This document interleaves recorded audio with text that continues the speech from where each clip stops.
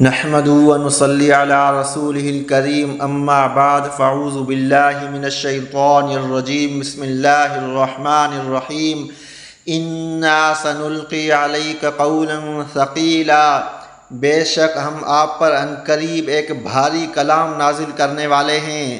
ان ناشئۃ اللیل ہی اشد وطئا واقوم قیلا، بے شک رات کے وقت اٹھنا ہی ایسا عمل ہے جس سے نفس اچھی طرح کچلا جاتا ہے اور بات بھی بہتر طریقے پر کہی جاتی ہے۔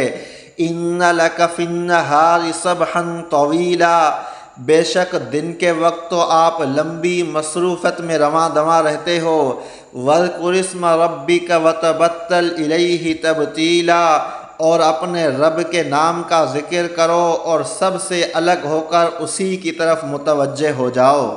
اس صورت کے اندر پہلے اللہ تعالیٰ نے حضور صلی اللہ علیہ وسلم سے یہ مطالبہ کیا کہ رات کے وقت نماز کے لیے کھڑے ہو جایا کرو، رات کو اٹھا کرو اور قرآن کو ٹھہر ٹھہر کر پڑھا کرو۔ اور رات کو کتنا وقت دو یہ اللہ تعالیٰ نے متعین نہیں کیا، پہلے کہا کہ تھوڑا وقت سو جایا کرو، باقی وقت نماز کے لیے قیام اللیل کے لیے اٹھ جایا کرو، پھر کہا کہ آدھی رات، پھر کہا کہ اس سے تھوڑا کم کر لو، پھر کہا کہ یہاں اس سے تھوڑا زیادہ کر لو اور قرآن کو ٹھہر ٹھہر کر پڑھو۔ اب اللہ تعالیٰ کہہ رہے ہیں کہ ہم آپ پر عنقریب ایک بھاری کلام نازل کرنے والے ہیں۔ بھاری کلام سے کیا مراد ہے؟ قرآن ہے۔ قرآن کو بھاری کلام کیوں کہا گیا؟ کیونکہ اس کے جو احکامات آنے والے ہیں ان پر عمل کرنا بھاری ہے، یعنی وہ احکامات بھاری ہوں گے۔ یعنی جو پہلے آپ سے مطالبہ کیا جا رہا ہے رات کو اٹھنا، یہ تو ایک چھوٹا سا کام ہے، اب آگے جو کام ہیں کرنے کے وہ بہت بڑے ہیں۔ وہ کیا کیا کام آ رہے ہیں؟ آپ کو اب جنگوں میں بھی جانا ہے، اب پردے کا حکم آنے والا ہے، شراب حرام ہونے والی، یعنی یہ جو صورت تھی مزمل، یہ شروع والی صورتوں میں سے ایک صورت ہے۔ اب جو ہے قرآن کا بہت سارا حصہ باقی رہتا تھا جس کو نازل ہونا باقی تھا، اس لیے اللہ تعالیٰ نے کہا ہم عنقریب آپ پر ایک بھاری کلام نازل کرنے والے ہیں۔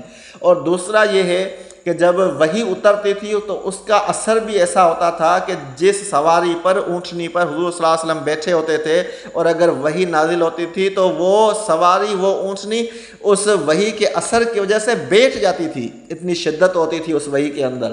اسی طرح اور بھی روایتیں آتی ہیں کہ ایک دفعہ ایک صحابی حضرت زید رضی اللہ تعالیٰ عنہ کہتے ہیں کہ میرے گھٹنے کے اوپر حضور صلی اللہ علیہ وسلم کا گھٹنا تھا اور اتنے میں وحی نازل ہوئی تو میں نے سمجھا کہ بس میری ران پھٹ جائے گی۔ اسی طرح بی بی عائشہ رضی اللہ تعالیٰ عنہ کہتی ہیں کہ سردی کے موسم میں حضور صلی اللہ علیہ وسلم پر وحی نازل ہوئی، وہ سردی کا وقت تھا، لیکن وحی کے نازل ہونے کے بعد میں نے دیکھا کہ آپ صلی اللہ علیہ وسلم کی پیشانی مبارک پہ پسینہ تھا۔ تو یہ وحی بھی ایک بھاری وحی تھی۔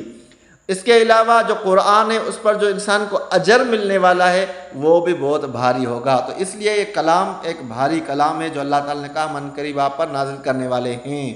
ان ناشئۃ اللیل ہی اشد وطئا واقوم قیلا، اب ایک بار پھر اللہ تعالیٰ نے وہ رات کے وقت اٹھنے کی اہمیت کو بیان کیا کہ رات کے وقت اٹھنا ہی ایک ایسا عمل ہے جس سے نفس اچھی طرح کچلا جاتا ہے اور بات بھی بہتر طریقے پر کہی جاتی ہے۔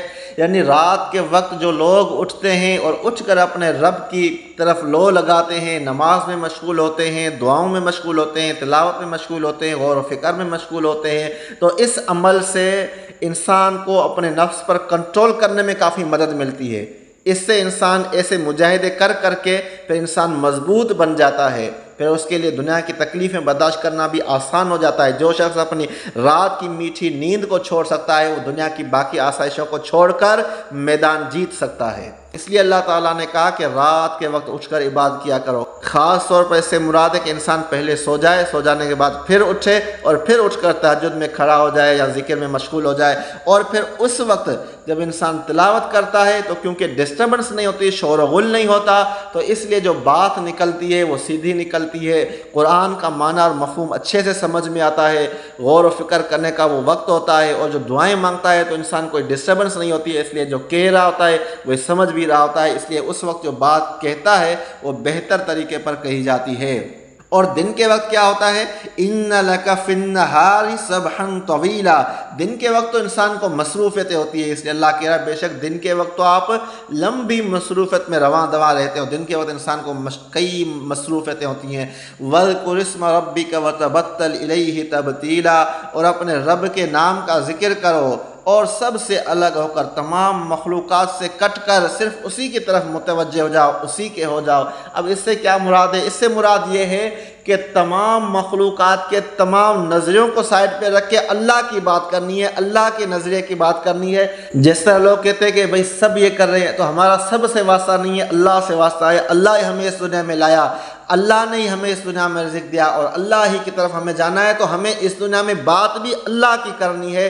دنیا والے جو چاہیں بات کریں، ہم نے سب سے الگ ہو کر بات اللہ کی کرنی ہے۔ ہاں، اللہ کی بات کرنے والے اس دنیا میں اور بھی لوگ ہوں گے، تو لوگوں سے کٹنے کا مطلب یہ نہیں کہ ایک کمرے میں بیٹھ جاؤ یا مسجد کے کسی کونے میں بیٹھ جاؤ ہمیشہ ہمیشہ کے لیے، تو یہ راہبانہ انداز اسلام میں نہیں ہے۔ تو اسلام میں کیا ہے کہ اللہ کی بات سب باتوں پر غالب ہو، تو یہ ہے سب لوگوں سے کٹنا اور صرف اللہ کی بات کرنا۔ تو اللہ تعالیٰ سے دعا جو کچھ کہا گیا اللہ تعالیٰ اس پر عمل کرنے کی توفیق نصیب فرمائے۔